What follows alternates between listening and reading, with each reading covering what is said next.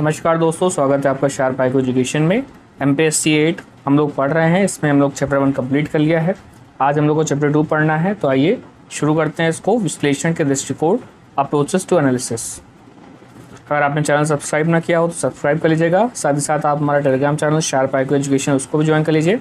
वहाँ पे आपको इस लेक्चर का PDF मिल जाएगा और आप हमारे साथ इंस्टाग्राम पर भी जुड़ सकते हैं। आइए, इसमें क्वेश्चन पूछा गया है कि राज्य राजनीति के अध्ययनार्थ व्यवस्थित दृष्टिकोण को किस प्रकार प्रयोग किया जाता है चर्चा के लिए, यानी कि how is systematic approach used for the study of state politics. और हम लोग को यहाँ पर जो राज्य राजनीति है इसकी एक व्यवस्थित दृष्टिकोण को अध्ययन करना है कि किस प्रकार से जो राज्य राजनीति है इसको एक व्यवस्थित दृष्टिकोण से किस प्रकार से प्रयोग करके इसका अध्ययन किया जाता है। यानी कुल मिला के यहाँ पे बात हम लोग को राजनीतिक व्यवस्था से करनी है, यानी किस प्रकार से राजनीतिक व्यवस्था होनी चाहिए किसी समाज में, उसके बारे में हम लोग को भलीभांति अध्ययन करना है। तो आइए समझते हैं इसमें राजनीतिक व्यवस्था या दो शब्दों से मिलकर बना है। पहला है राजनीति और दूसरा है व्यवस्था। तो राजनीति जो है ये एक व्यापक शब्द है, यानी राजनीति को हम कई तरह से परिभाषित कर सकते हैं। सबसे सुलभ और सबसे आसान परिभाषा होती है राज करने की नीति या होती है राजनीति। राजनीति के अंदर कई सारे पहलू आते हैं। इसके अंदर स्वतंत्रता, समानता, एकता, बंधुता, ऐसे ही कई सारे तत्व राजनीति में शामिल हैं। और राजनीति के अंतर्गत ही समाज और शासक द्वारा शासितों पर राज करना या राजनीति की परिभाषा के अंतर्गत आता है। और वहीं अगर हम व्यवस्था को समझें तो व्यवस्था एक भौतिक विज्ञान से लिया गया शब्द है। इसके अंतर्गत कुछ सीमाएं निश्चित की गई हैं, या एक व्यवस्था जो शब्द होती है या एक सुनियोजित चीज़ें होती हैं, एक तरह से संगठन होता है और उसमें अंतः संबंध भी होता है। जैसे अगर आप किसी जगह काम करते हैं तो वहाँ पर एक सुनियोजित ढंग से कार्य करते होंगे आप। वहाँ पर मालिक होता है, वहाँ पर लोग होते हैं, वहाँ पर कई सारे कर्मचारियाँ होते हैं। वो कर्मचारी के अंदर भी उसमें कुछ बड़े कर्मचारी होते हैं, कुछ उसके अंडर में काम करने वाले छोटे कर्मचारी होते हैं। सब एक व्यवस्थित ढंग से संगठित होते हैं, इसी को व्यवस्था कहा जाता है। व्यवस्था जो होती है इसके अंदर 3 गुण होते हैं। आइए हम लोग समझते हैं कि व्यवस्था के अंदर ये 3 गुण कौन कौन से हैं। पहला है व्यापकता, यानी व्यवस्था के अंदर एक व्यापकता होती है। इसका आशय है कि व्यवस्था के अंतर्गत सभी परस्पर क्रियाओं को सम्मिलित किया जाता है, जैसे विधानमंडल, कार्यपालिका आदि, बल्कि समस्त संचालकों को उनके राजनीतिक स्वरूप में सम्मिलित किया जाता है, जैसे जाति, धर्म, परिवार आदि। तो व्यापकता का अर्थ होता है व्यापक, इसका अभिप्राय होता है इसके अंतर्गत सभी राजनीतिक पहलू शामिल होते हैं, जैसे विधानमंडल, कार्यपालिका, और साथ ही साथ इसके अंतर्गत समस्त संचालक राजनीति का स्वरूप भी रहता है, जैसे कि जाति, धर्म, परिवार आदि। व्यापकता का आशय इन सभी शब्दों से है। आगे है अन्योन्याश्रितता। इसको समझते हैं कि जब व्यवस्था का एक अंग के गुणों में परिवर्तन आता है तो उसका जो प्रभाव है वो अन्य इकाइयों पर भी स्वतः पड़ता है। ऐसे कि मानव शरीर में एक व्यवस्था है, जब कोई एक भाग में पीड़ा होती है तो उसका जो प्रभाव है वह संपूर्ण शरीर को भुगतना पड़ता है। अन्योन्याश्रितता का यही आशय है। आगे है सीमाएं। सीमाओं से तात्पर्य है कि प्रत्येक व्यवस्था किसी एक बिंदु से आरंभ होती है और एक निश्चित बिंदु पर खत्म होती है। अर्थ है इसका, यानी कि बिंदु जहां अन्य व्यवस्थाओं की परिधि में समाप्त होती है और राजनीतिक व्यवस्था की परिधि आरंभ होती है। सीमाओं से आशय होता है कि एक अंत बिंदु होती है जहां पर किसी की जो परिधि होती है वह समाप्त हो जाती है, जहां एक लिमिट होती है, यानी सीमाओं का आशय एक तरह के लिमिट से है। यहाँ पर ये सीमाओं की बात कही जा रही है। आगे है डेवन ईस्टर्न, ये बहुत इंपॉर्टेंट है। राजनीतिक व्यवस्था को व्यापक तौर पर इन्होंने बताया। राजनीतिक व्यवस्था के 3 घटक हैं। राजनीतिक व्यवस्था नीतियों के माध्यम से मूल्यों का आवंटन करती है। अब यहाँ जो मूल्य है, यह मूल शब्द संबंधित है स्वतंत्रता, समानता और जितने बंधुता, एकता, ये सभी जो सामाजिक इम्पोर्टेंट मूल्य हैं या यहाँ इससे यह संबंधित है। यानी कि फिर समझते हैं कि राजनीतिक व्यवस्था नीतियों के माध्यम से, यानी कि अलग अलग प्रकार की जो नीतियाँ बनाता है राज्य, उसके माध्यम से मूल्यों का आवंटन करती है नागरिकों में। अगला है इसका आवंटन प्राधिकारिक होता है, यानी कि अथॉरिटेटिव होता है।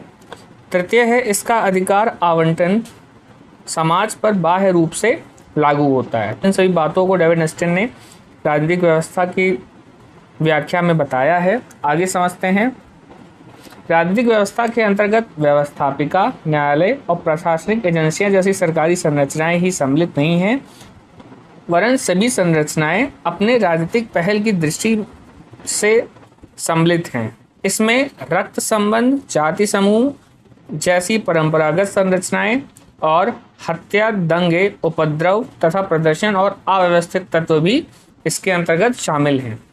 इसमें बल, दबाव गुट, संचार साधन जैसे औपचारिक संगठन भी सम्मिलित हैं। यानी कि राजनीतिक व्यवस्था की धारणा में यह बात शामिल है कि ये सभी संरचनाएं आपस में परस्पर संबंधित हैं, अर्थात यदि एक तत्व में परिवर्तन होगा तो उसका अन्य तत्वों पर अनिवार्यतः प्रभाव पड़ेगा। तो अगर कहीं भी शब्द राजनीतिक व्यवस्था आता है तो उसका अभिप्राय खाली व्यवस्थापिका, न्यायालय और प्रशासनिक एजेंसियां ही नहीं होती हैं। इसके अंतर्गत वे सभी मूल्य शामिल होते हैं जो मानव जीवन से प्रत्यक्ष और अप्रत्यक्ष तौर पर संबंधित हैं, जैसे कि रक्त संबंध, परिवारजन होते हैं जो परिवार और उसके जो अन्य नागरिक समूह होते हैं, साथ ही साथ जाति समूह भी होता है इसके अंतर्गत। ऐसे भी तत्व जो हत्याएं होती हैं, जो दंगे होते हैं, उपद्रव होते हैं, प्रदर्शन होता है, अव्यवस्था होती है, ये सभी चीज़ें भी मुख्यतः शामिल हैं। यह सभी जो तत्व होते हैं या सभी राजनीतिक व्यवस्था में शामिल होते हैं और इन तत्वों में कहीं में किसी पर भी अगर कोई भी तत्व प्रभावित होगा तो उसका प्रभाव सभी अन्य तत्वों पर भी दिखाई पड़ेगा। यही बात यहाँ पर कही जा रही है। तो यहाँ पे आपने राजनीतिक व्यवस्था के बारे में काफ़ी समझा। आगे बढ़ते हैं। राजनीतिक व्यवस्था का संबंध केवल शक्ति, हिंसा और बाध्यता से नहीं है, वरन इसका संबंध सामाजिक जीवन के अन्य तत्वों से भी है। साथ ही राजनीतिक व्यवस्था एकमात्र ऐसी व्यवस्था नहीं है जो नियमों का निर्माण करके उन्हें लागू करती है। खाली एकमात्र यह ऐसी व्यवस्था नहीं है जो नियमों को निर्माण करे और उन्हें लागू करे। इसका संबंध सामाजिक जीवन के अन्य तत्वों से भी होता है, बल्कि इसकी विशेषता यह है कि इसके कानून लोगों पर आज्ञा पालन हेतु दबाव डालते हैं। राजनीतिक व्यवस्था राज्य और शासन की तुलना में राजनीतिक जीवन का एक व्यापक तथा वास्तविक अध्ययन है। जो राजनीतिक व्यवस्था है ये एक प्रॉपर अध्ययन है राज्य और शासन की तुलना में राजनीतिक जीवन का, यानी किस प्रकार से एक राजनीतिक जीवन होता है, उसके अंतर्गत कौन कौन से पहलू होते हैं जो उसको प्रभावित करते हैं, पॉजिटिव ही नहीं निगेटिव भी सारी पहलू उसके अंतर्गत आते हैं, और यही एक प्रकार से वास्तविक अध्ययन कहलाता है। इस व्यवस्था के अंतर्गत निरंतर परिवर्तन होने वाली राजनीतिक और संबंधित गैर राजनीतिक जीवन का भी अध्ययन किया जाता है। राजनीतिक व्यवस्था राजनीतिक जीवन में परिवर्तन को संभव बनाने वाले तत्वों, परिवर्तन की प्रगति, परिवर्तन की दिशा का भी अध्ययन करती है। तो यह इन सभी तत्वों का अध्ययन करती है जो परिवर्तन को संभव बना सकते हैं, जो परिवर्तन को प्रगति भी दे सकते हैं, साथ ही साथ जो परिवर्तन की दिशा का भी, या किस दिशा में यह परिवर्तन होगा, इसका भी अध्ययन राजनीतिक व्यवस्था के अंतर्गत किया जाता है। आगे समझते हैं। इस व्यवस्था में यह विचारणीय विषय होता है कि अवांछित दिशा में परिवर्तन को दूर कर वांछित दिशा में परिवर्तन को किस प्रकार संबंधित बनाया जा सकता है। यानी कि एक अच्छी, एक कुशल दिशा में परिवर्तन करना, गलत दिशा से परिवर्तन को हटाकर एक अच्छी दिशा में परिवर्तन करना किस प्रकार यह संभव बनाया जा सकता है, इसका भी अध्ययन, इसका भी विचार इस व्यवस्था के अंतर्गत होता है। अर्थात राजनीतिक व्यवस्था एक गतिशील धारणा है। डेविड ईस्टन के शब्दों में राजनीतिक व्यवस्था अंतरक्रियाओं का एक ऐसा समूह है जिसके अंतर्गत मांगों को निर्गत में बदला जाता है। राजनीतिक व्यवस्था, ये बहुत ही इंपॉर्टेंट कथन है, इसको हम लोग समझेंगे आगे। राजनीतिक व्यवस्था संस्थाओं और प्रक्रियाओं का एक जटिल समूह है जो समाज के भीतर आधिकारिक मूल्यों, जैसा कि हम लोग अभी डिस्कस कर चुके हैं, का विनियोजन करती है। हम राजनीतिक व्यवस्थाओं का अध्ययन इसलिए करते हैं क्योंकि उनके अधिकारपूर्ण निर्णय के परिणामों का समाज के लिए बहुत महत्व है और इन परिणामों को निर्गत कहा जाता है। किसी भी व्यवस्था को जीवित रखने के लिए यह बहुत ही आवश्यक है कि उसमें निरंतर निवेश होता रहे। निवेश के अभाव में कोई भी व्यवस्था कार्य नहीं करती। निर्गत के बिना उनके कार्यों को समझ पाना या समझा पहचाना नहीं जा सकता। तो कोई भी व्यवस्था है, अगर वह निरंतर जीवित रखना है उसको, तो उसके अंतर्गत निवेश करना बहुत ही इम्पोर्टेंट है। निवेश बहुत ही जरूरी होता है। निवेश के अभाव में कोई भी व्यवस्था काम नहीं कर सकती। और जहाँ निवेश होगा वहीं पे निर्गत होंगी, यानी कि निर्गत का अर्थ होता है कि वे उत्पादित वस्तुएं जो निवेश के रूपांतरण के उपरांत प्राप्त होती हैं। यानी कि जब जहाँ कहीं निवेश होता है तो उसके बाद जो वस्तुएं उत्पादित की जाती हैं उसी को निवेश कहा जाता है। निवेश का अर्थ होता है मांग और निवेश का अर्थ मांग और समर्थन से होता है। यानी प्रत्येक राजनीतिक व्यवस्था पर्यावरण से कुछ मांगों की अपेक्षा करती है। इस मांगों को पीछे मांग रखने वाले का समर्थन होता है और इसी मांग को हम निवेश प्रक्रिया कहते हैं, यानी निवेश कहते हैं।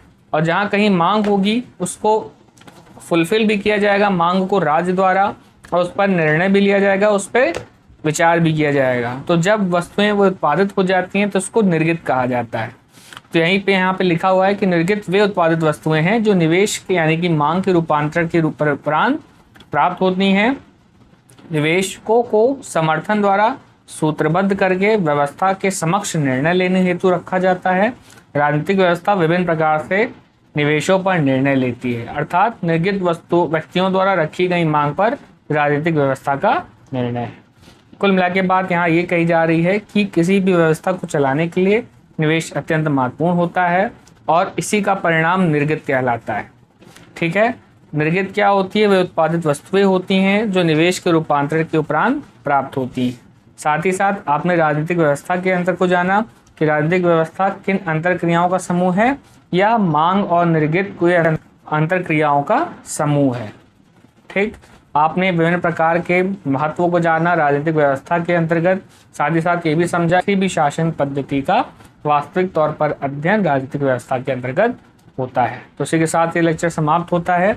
इस चैप्टर में इतना ही रखेंगे हम लोग। आगे हम लोग नेक्स्ट चैप्टर को डिस्कस करेंगे। आपको चैप्टर पसंद आता हो तो चैनल को सब्सक्राइब करें, वीडियो को लाइक करें, अपने दोस्तों के साथ शेयर करें। शुभ दिन, धन्यवाद।